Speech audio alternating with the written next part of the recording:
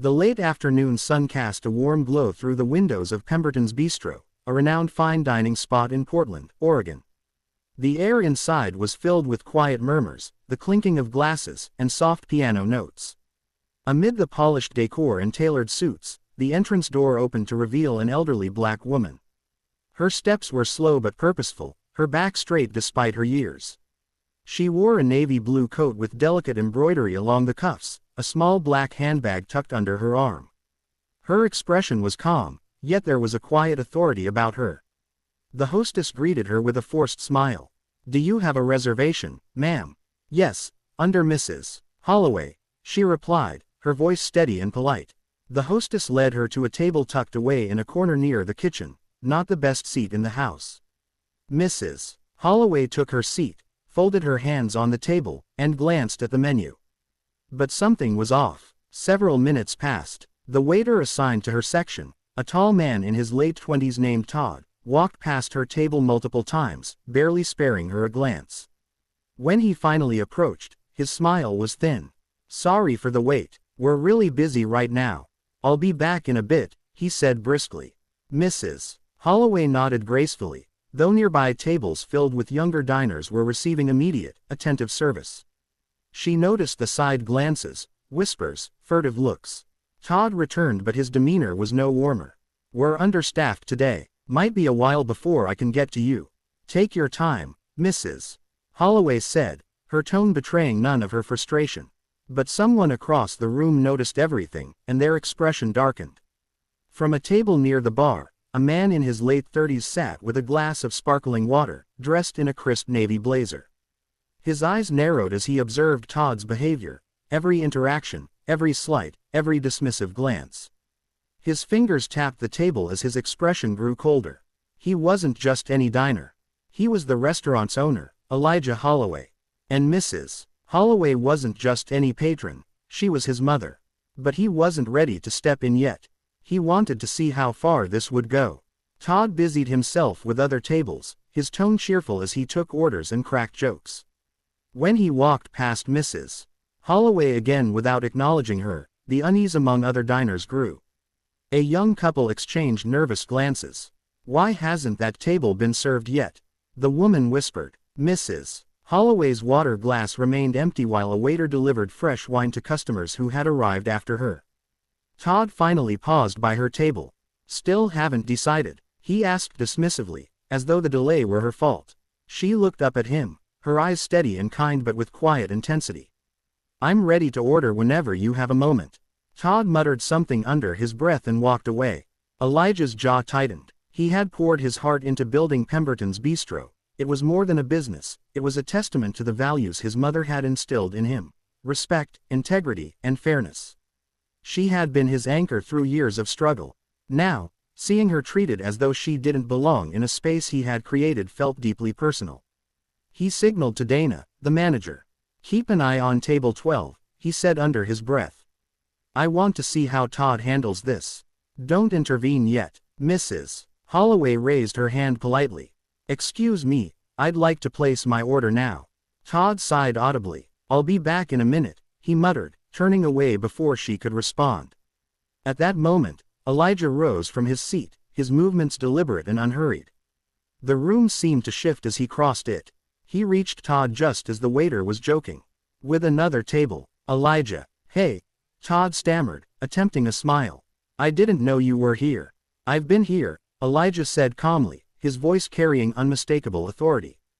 "And I've been watching." Todd's smile faltered. "Watching what?" "Watching you ignore my mother, who's been sitting there for almost 30 minutes without so much as a glass of water." The color drained from Todd's face.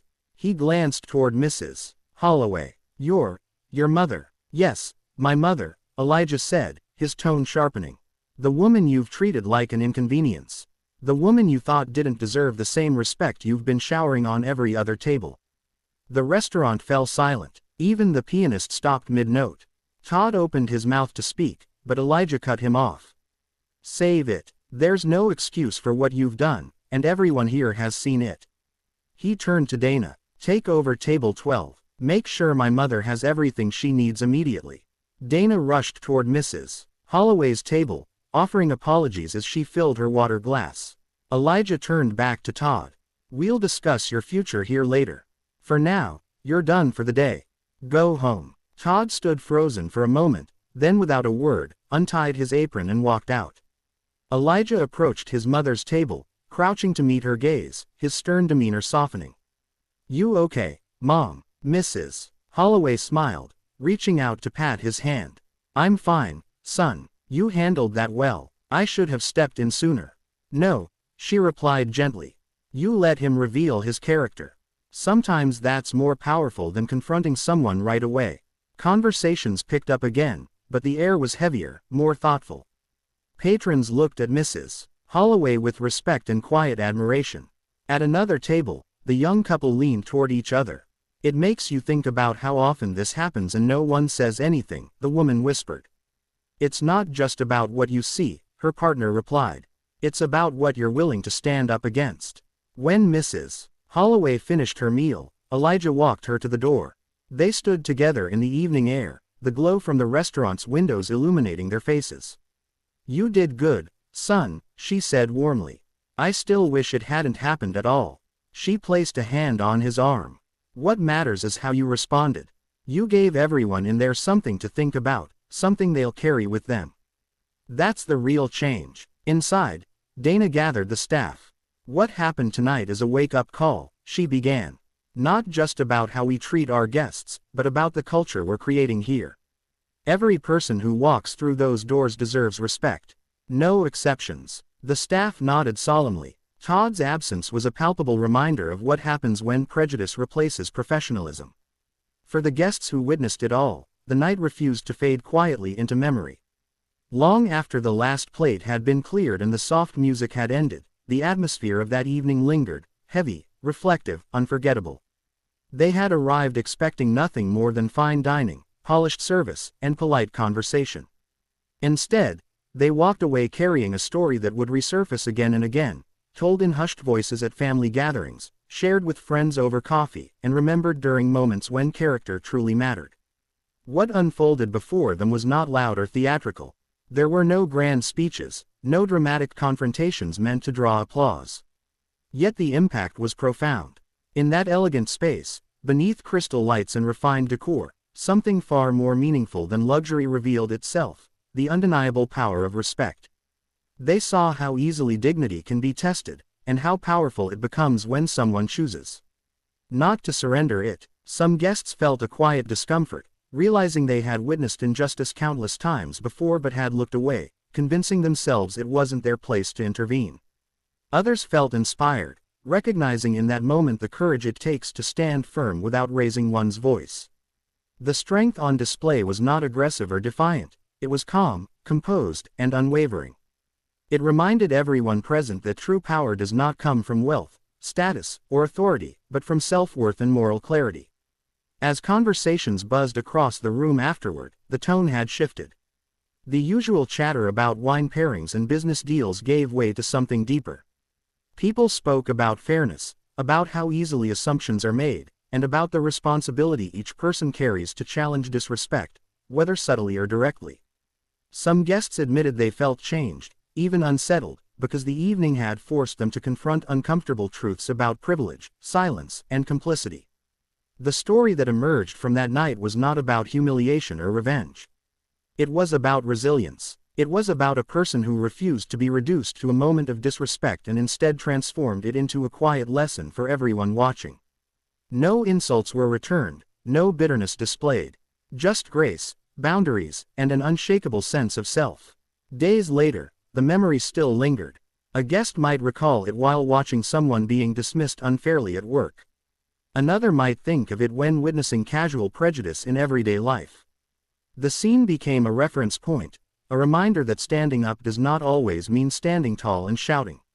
Sometimes it means remaining composed, choosing integrity, and letting actions speak louder than outrage. In the end, the night became more than an evening out. It became a shared experience that redefined what it means to be strong. It reminded everyone present that injustice does not have to be loud to be damaging, and courage does not have to be loud to be effective. The quiet strength of someone who refuses to let injustice define them can leave a deeper mark than any dramatic confrontation ever could. And for those guests, that was the true takeaway. Not the food, not the elegance, but the realization that respect is not something granted by others, it is something claimed from within. That understanding settled over them slowly, like a truth they had always known but rarely acknowledged. Respect, they realized, is not dependent on titles, clothing, wealth, or the approval of a room full of strangers. It is born the moment a person decides their worth is non-negotiable.